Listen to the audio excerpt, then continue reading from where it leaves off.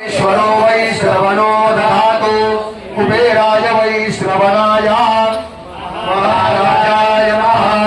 ओम स्वस्ति साम्राज्यं भोज्यं स्वराज्यं वैराज्यं पारमेष्ठ्यमराज्यं महाराजमाधिपत्यमयं समन्तपर्यायी स्यात् सार्वभौमस्सार्वायुषान्तादापरार्थात् पृथिव्यै समुद्रपर्यन्तायाम् एकराणिति तदप्येष श्लोकोऽभिगीतो मरुतः परिवेष्टारो मरुत्तस्यावसनग्रहे आवीक्षितस्य कामप्रैर्विषवे देवाः सभासदैति।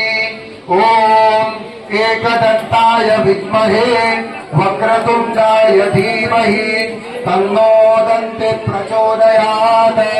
ओम नारायणाय विद्महे वासुदेवाय धीमहि तन्नो विष्णु प्रचोदयात्। ओम महालक्ष्मी च विद्महे विष्णुपत्नी च धीमहि तन्नो लक्ष्मी प्रचोदयात्। चरणकमले मन्त्रपुष्पाञ्जलिं समर्पयामि।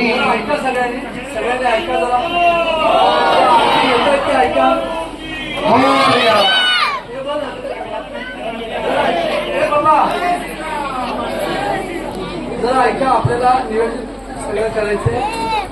मूर्ती प्रतिष्ठापना पूर्ण झालेली आहे। हा विधी अत्यंत अवघड आणि तितकाच फलदायी असतो, तो पूर्ण झालेला आहे। दुसरं आता आपल्याला काय करायचंय, आज मूर्ती प्रतिष्ठापना झालेला आहे, मूर्ती जीव भरलेला आहे। तुम्ही प्रत्येकाला रांगेत इथं येऊन दर्शन घ्यायचं, आज जायचं नाही। इथं येऊन दर्शन घ्यायचं रांगेत। पुन्हा एकदा सांगतो, पहिल्या महिलांनी दर्शन घेऊ दे, लांबून दरवाज्यातून आज जाऊ नका, आज जाऊ नका, नंतर उद्यापासून बघा। दर्शन घ्यायचं, दर्शन घेऊन भूमिपूजन सोहळा आणि महाप्रसाद एक इकडे आपण सर्वांनी यायचंय। जसजशी येतील तसतसं भोजनाला आणि भूमिपूजनाला बसवलं जाईल, याची नोंद घ्यावी सगळ्यांनी। अखंड मंडळातील सगळ्या रहिवाशांना माझ्या शुभेच्छा नवीन वर्षाच्या। तुम्ही फार चांगलं काम केलेलं आहे, तुमच्याकडे देव आलेले आहे ते लक्षात ठेवा।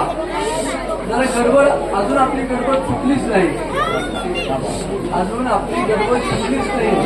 देवाच्या प्रांगणामध्ये जितकी शांती असेल तेवढं चांगलं आहे।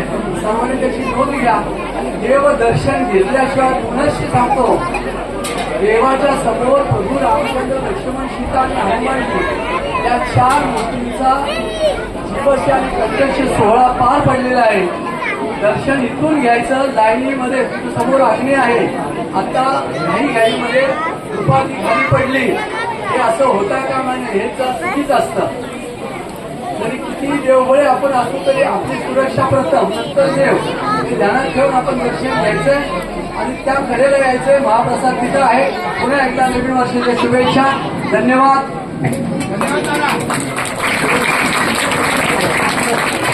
धन्यवाद नाना, आपण दिलेल्या मार्गदर्शनाने आम्ही यापुढे कार्यरत आहोत। अशाच कृपाचार्य राहण्याची आता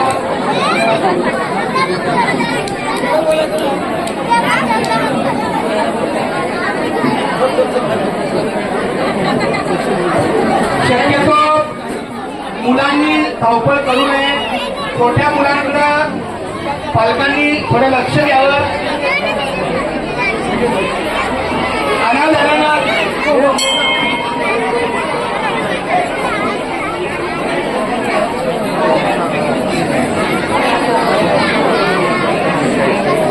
आता मिळालेल्या मार्गदर्शनाप्रमाणे दर्शन घ्यायचं आणि तिथून प्रदक्षिणा करून जायचं आहे।